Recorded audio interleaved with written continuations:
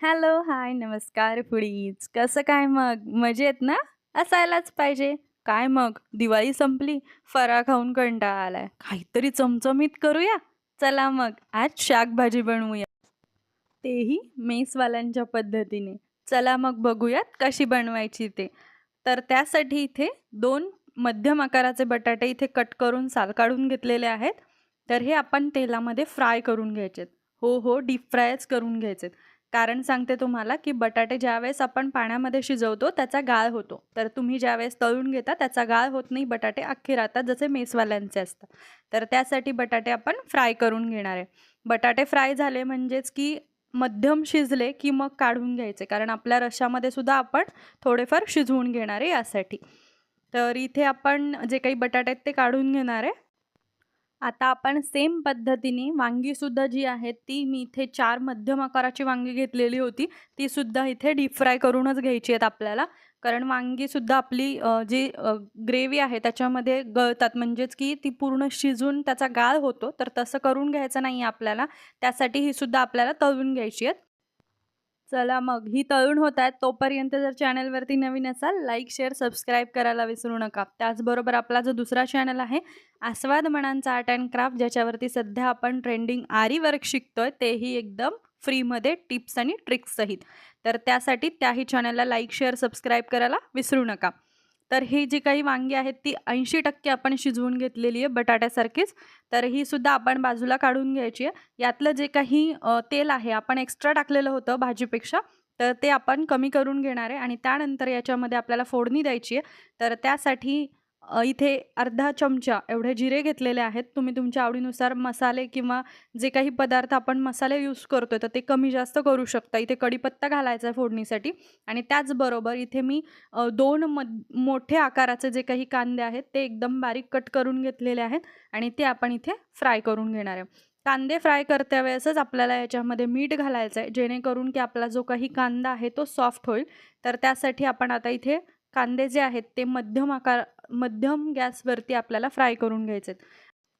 आता आपण रेग्युलर जेवढं मीठ इथे घालतो, म्हणजेच की भाजीला जेवढं मीठ तुम्ही वापरता तसं चवीनुसार कमी जास्त करून घेऊ शकता. इथे मी 1 चमचा एवढं घातलं आहे, कारण थोडं एक्स्ट्रा मीठ जे आहे ते मी आपले जे काही हरभरे, चणे जे काही आपण उकळवून घेतलेले आहेत शाकभाजीसाठीचे, त्याच्यामध्ये सुद्धा थोडंसं मीठ घातलेलं आहे, कारण ते उकडताना त्यालासुद्धा टेस्ट आली पाहिजे, तर त्यासाठी.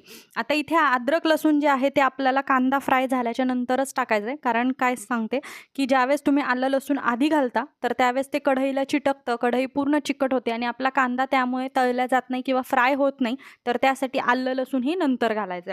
तर आलं, लसूण व्यवस्थित फ्राय झाल्याच्या नंतर नंतर आपण काही सुके मसाले घालून घ्यायचे. तुम्ही तुमच्या आवडीनुसार मसाले कमी जास्त करून घेऊ शकता किंवा तुम्ही जे रेग्युलर यूज करता ते सुद्धा यूज करू शकता. इथे हॉटेल्स किंवा जे काही मेस असतात तिथे जे काही यूज केले जातात तेच आपण इथे दाखवतोय. तर इथे लाल तिखट, त्याचबरोबर कांदा लसूण मसाला, धने पावडर आणि त्याचबरोबर इथे आपण गरम मसाला घालणार आहे. तर हे मसाले जे आहेत तुम्ही कमी जास्त करून घेऊ शकता. हळदी पावडर घालायची आहे आणि हे सगळं काही व्यवस्थित आपल्याला मिक्स करून घ्यायचं आहे. मीठ आपण आधीच टाकलेलं आहे, त्यामुळे आत्ता परत मीठ टाकण्याची गरज नाही आहे. त्याचबरोबर आपण चण्यांमध्ये जसं मी सांगितलं तसं चणे जे काही उकडून घेतलेले आहेत हरभरे, त्याच्यामध्ये सुद्धा आपण मीठ घातलेलं आहे. तर त्यासाठी हे सगळं काही व्यवस्थित फ्राय करून घ्यायचं. तुम्ही बघू शकता ह्याला तेल सुटलेलं आहे. तर आता ह्या स्टेजला आपल्याला इथे टोमॅटो प्युरी घालायची. तुम्हाला जर टोमॅटो प्युरी नको असेल तर तुम्ही एकदम बारीक कट केलेला जो काही टोमॅटो आहे तो कांदा फ्राय झाल्यानंतर सुद्धा घालू शकता. म्हणजेच की आलं लसूण फ्राय झाल्यानंतर लगेचच. कारण आलं लसूण सुद्धा फ्राय झालं पाहिजे, नाहीतर मग ते तुम्हाला त्याची जी आल्याची टेस्ट आहे ती दाताखाली लागेल यासाठी, किंवा त्याची चव चांगली लागणार नाही. आता हे व्यवस्थित मिक्स केल्याच्या नंतर आपल्याला इथे खोबरा पावडर जी असते ती यूज करायची, कारण आपली भाजी घट्ट झाली पाहिजे. याच्यासाठी आपण इथे जी काही खोबरा पावडर आहे, जी मेसमध्ये यूज केली जाते किंवा हॉटेलमध्ये यूज केली जाते त्याच पद्धतीने बनवतोय आपण. तर त्यासाठी इथे खोबरा पावडर यूज केली जाते, जी की आपण व्यवस्थित आता हे सगळं काही मिक्स करून घ्यायचं आहे.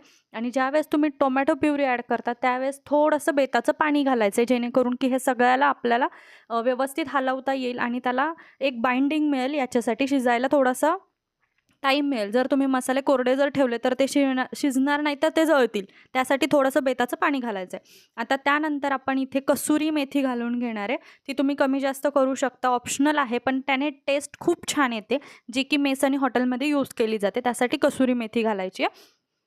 त्यानंतर हे सगळं काही एकदम व्यवस्थित आपल्याला हलवून घ्यायचं तेल सुटेपर्यंत. तुम्ही बघू शकता इथे तेल सुटलेलं आहे. त्यानंतरच आपण ज्या काही भाज्या आहेत म्हणजेच तळून घेतलेल्या भाज्या आणि त्यानंतर जे काही हरभरे आहेत ते ॲड करून घ्यायचे. आता इथे तुम्ही बघू शकता की याच्यामध्ये थोडंसं पाणी आहे हरभऱ्यामध्ये. तर त्यासाठी आपण इथे पाणी जे आहे ते व्यवस्थित सगळं काही मिक्स करून घ्यायचे, जेणेकरून त्याला मसाला व्यवस्थित लागला पाहिजे. ह्या हरभऱ्यातलं थोडंसं पाणी काढून घेतलेलं होतं. थोडंसं पाणी याच्यामध्ये ठेवलेलं आहे का आता ते मिक्स करण्यासाठी. आता उरलेलं जे पाणी हरभऱ्याचं आहे ते इथे टाकून घ्यायचं, ॲड करून घ्यायचं. तुम्हाला जेवढं लागेल तेवढं. जर का तुमच्याकडे शिल्लक पाणी नसेल किंवा हरभऱ्याचं थोडंसंच पाणी टाकलेलं असेल, तर तुम्ही गरम पाणी घालू शकता. थंड पाणी वापरू नका, भाजीची चव जाईल किंवा जी काही भाजी आहे ती शिजायला जरा वेळ लागेल त्यासाठी. तर आता तुम्ही बघू शकता की इथे झाकण ठेवायचं. एक 7 ते 8 मिनिटं किंवा 10 मिनिटांसाठी तुम्ही इथे झाकण ठेवू शकता.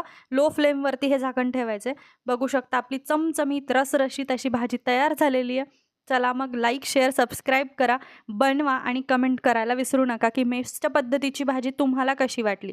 आता हिरवीगार कोथिंबीर घाला आणि आपली जी काही भाजी आहे ती टेस्ट करायला घ्या. चला मग ही सगळी भाजी आपली रेडी होतीये, सर्व्ह होतीये. तोपर्यंत जर चॅनलवरती नवीन असाल लाईक, शेअर, सबस्क्राईब करायला विसरू नका. त्याचबरोबर आपला जो दुसरा चॅनल आहे त्याही चॅनलला भेट द्यायला विसरू नका, म्हणजेच आस्वाद मनांचा आर्ट अँड क्राफ्टला भेट द्यायला विसरू नका. चला मग ही चमचमीत भाजी आपण सर्व्ह करूयात. चपातीबरोबर खा, भाताबरोबर खा, पाहुण्यांना सर्व्ह करा आणि मस्तपैकी वाह मिळवा. चला मग पुन्हा भेटूयात अशाच नवीन व्हिडिओसोबत. तोपर्यंत धन्यवाद.